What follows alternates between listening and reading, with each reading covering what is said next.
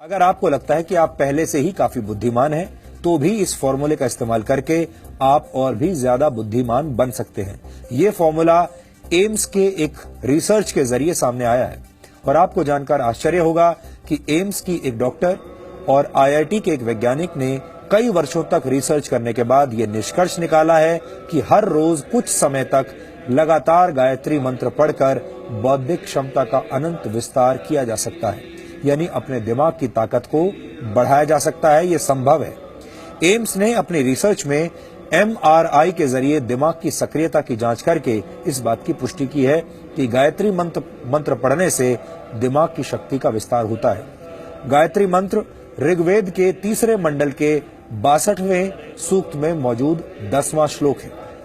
ये हजारों वर्ष पुराना वैदिक मंत्र है जिसकी रचना त्रेता युग में ऋषि विश्वामित्र ने की थी।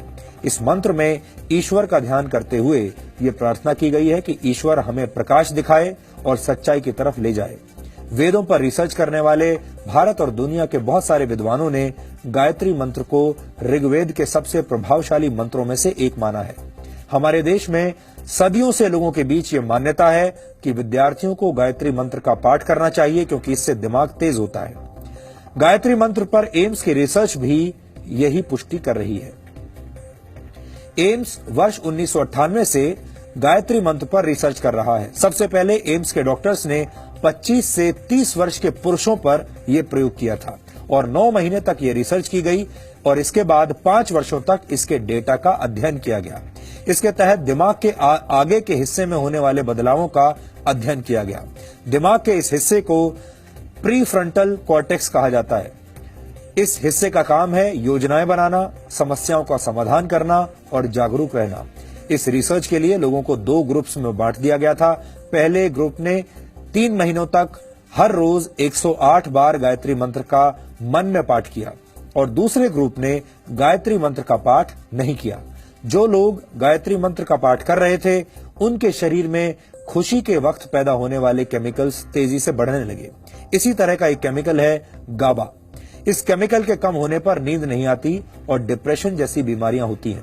लेकिन गायत्री मंत्र का पाठ करने से दूसरे ही हफ्ते में शरीर में गाबा केमिकल तेजी से बढ़ने लगा और दिमाग में सक्रियता बढ़ाने वाले केमिकल्स की मात्रा भी पहले के मुकाबले अधिक हो गई।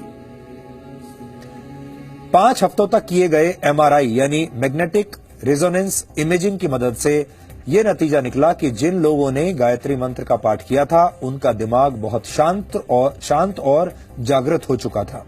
अपने इस शुरुआती रिसर्च में निष्कर्ष निकालते हुए एम्स की तरफ से कहा गया कि गायत्री मंत्र के माध्यम से इंसान की बौद्धिक क्षमता में अनंत विस्तार किया जा सकता है।